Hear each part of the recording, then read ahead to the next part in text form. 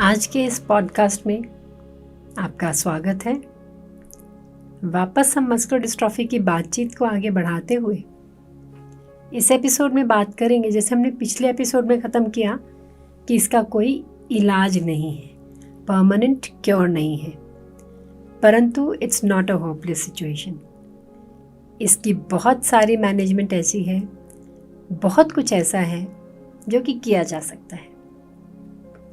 Muscular dystrophy बहुत सारे किस्मों की होती है, जैसे कि मैंने बताया आपको।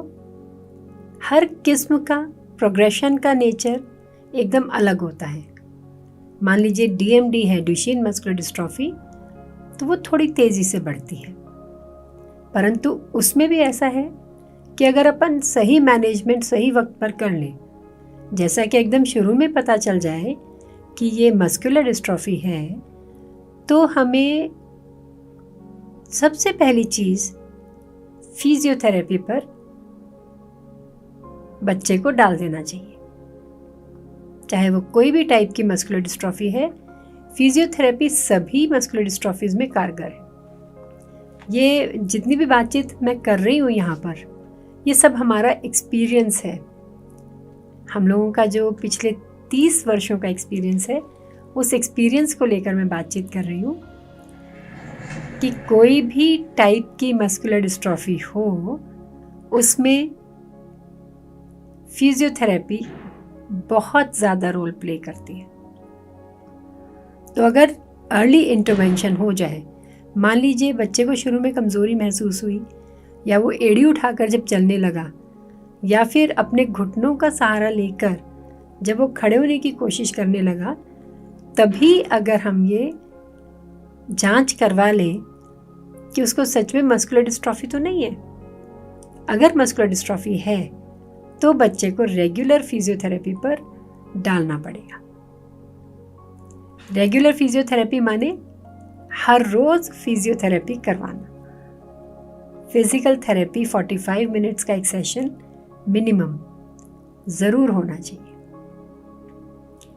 अभी हम आगे बहुत टेक्निकल एक्सपर्ट्स को इस पॉडकास्ट में जोड़ेंगे, जो कि पूरी रिहैबिलिटेशन पर आप लोगों के साथ बातचीत करेंगे, परंतु आज हम बेसिक्स को सिर्फ छुएंगे कि अगर और किसी टाइप की मस्कुलर डिस्ट्रॉफी है जो कि जिनका लेट ऑनसेट है, तो उनमें भी हम पूरा लाइफ स्पैन फिजियोथेरेपी के बल पर निकाल सकते हैं और बहुत अच्छा निकाल सकते हैं।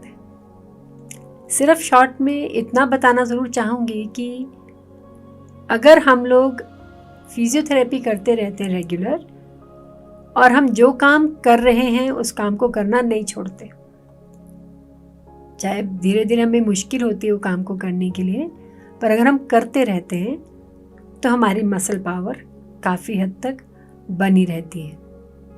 बहुत सारे टाइप्स में तो ये होता है कि हम प्रोग्रेशन को फिजियोथेरेपी के बल पे रोक भी लेते हैं, और कुछ केसेस में हमने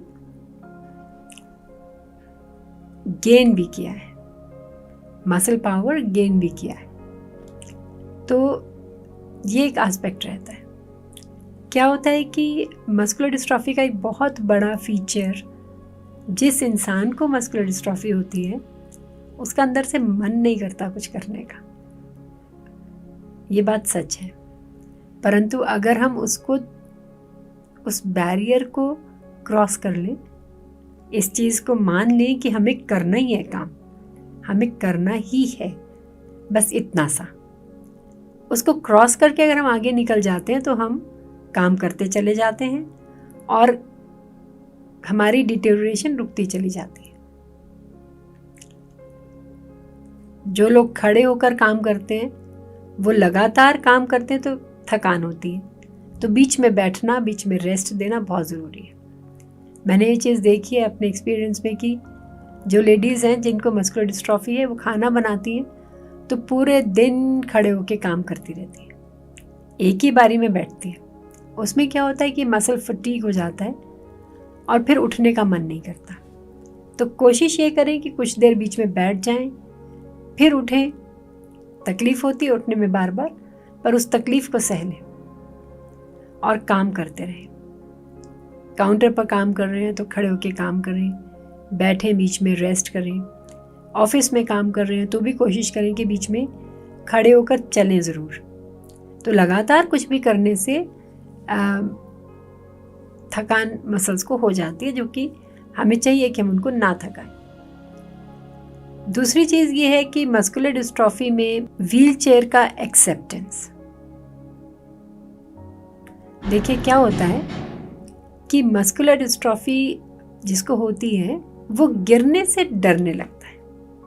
ये बहुत बड़ी चीज़ है जो मैं आपको बताने लगी हूँ कि गिरने के डर की वजह से हम लोग चलना छोड़ देते हैं। चलना हमको नहीं छोड़ना चाहिए। घर के अंदर हम जो भी काम कर रहे हैं वो काम करते रहें, स्लो पेस में करेंगे पर करते रहें।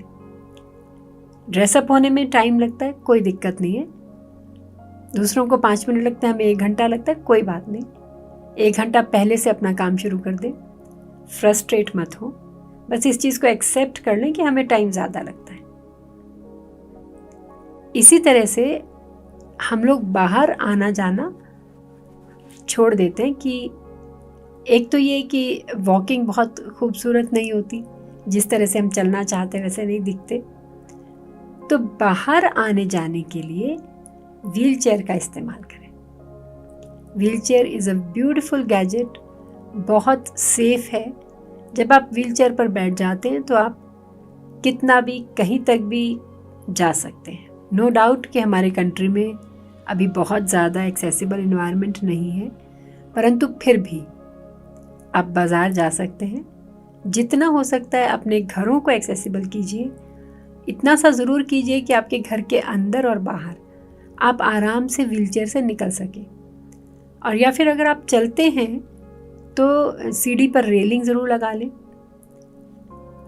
और अगर आपका घर फर्स्ट फ्लोर पर है तो कोशिश करके किसी भी तरह अपने घरों को ग्राउंड फ्लोर पर लाने की कोशिश करें। इन द लॉन्ग रन ये बातें बहुत बहुत ज़्यादा मायने रखती हैं। घर से निकलने से पहले हमको सोचना नहीं पड़ेगा।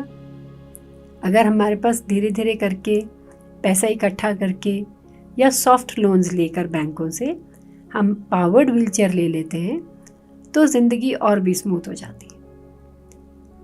फिर तो बिल्कुल ही सोचना नहीं पड़ता।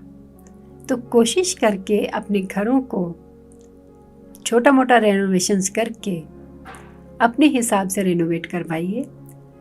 टॉयलेट सीट्स को ऊंचा करके बनवाइए।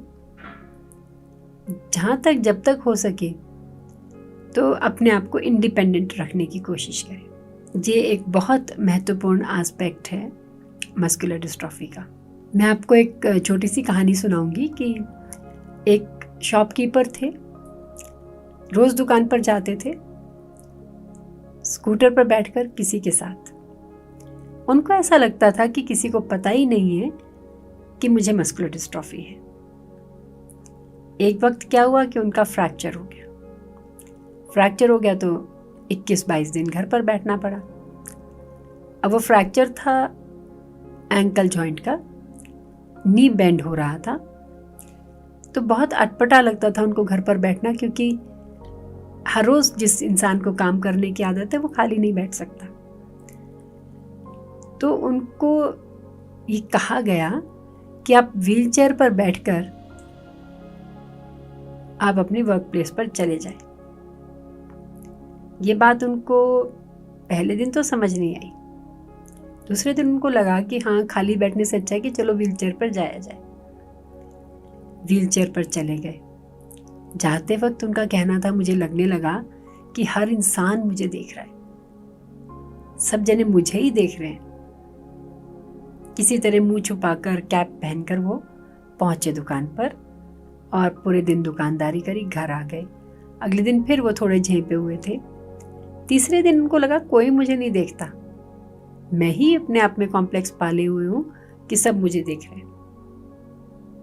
इस बात को एक्सेप्ट करना बड़ा ज़रूरी है कि दुनिया को पता होता है कि तुम्हें कोई प्रॉब्लम है। हम अपने आप को अगर छुपाने की कोशिश करते हैं तो ये हमारी गलती है। तो इस तरह से उन्होंने व्हीलचेयर पर रेगुलरली शॉप में जाना शुरू कर दिया। डिपेंडेंसी उनकी दूसरों के ऊपर स्कूटर चला के ले जाने वाली ख़त्म हो गई। और न सिर्फ इतना, बाद में उन्होंने पावर्ड व्हीलचेयर ली अपने लिए और फिर उन्होंने शॉपिंग करके आना, पूरे घर का काम करके, इस तरह से वो अपने घर जाने लगे। तो आप देखिए कि एक छोटी सी चीज़, एक छोटा सा गैजेट आपको कितना इंडिपेंडेंट बना सकता है। और व्हीलचेयर पे होना कोई बुरी बात नहीं है। इस चीज़ को एक्सेप्ट करना कि हमें किसी तरह की कमज़ोरी है, इसमें बिल्कुल भी बुराई नहीं है।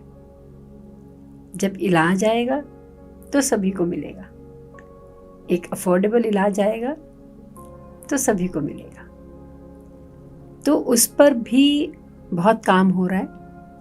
परंतु आज की डेट में जो जीवन हमें मिला है, जिस जिंदगी को हम जी रहे हैं, उसको हमें अच्छे ढंग से, डिग्निफाइड तरीके से जीना है। आज के एपिसोड में बस इतना ही।